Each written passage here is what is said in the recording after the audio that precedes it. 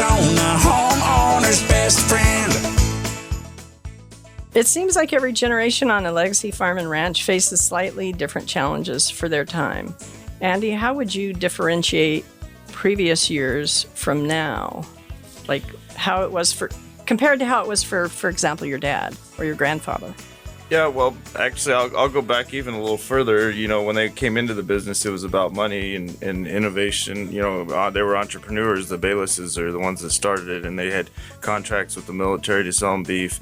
And it was about making money. And then my grandfather's generation, he married into it, and he had it tough during the Depression. And then he sort of went through the cattle baron boom type days, 40s and 50s, and so he had it good.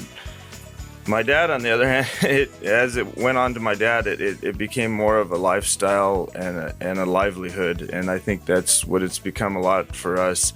And it was pretty tough for my dad's generation, as far as, you know, sort of the economy and cattle prices and all that.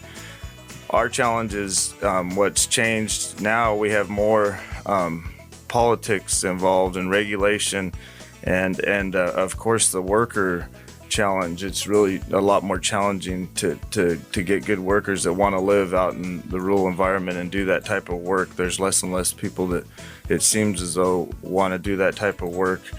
I'm just lucky to have my wife doing all the politics, because that's the hardest job there is, really.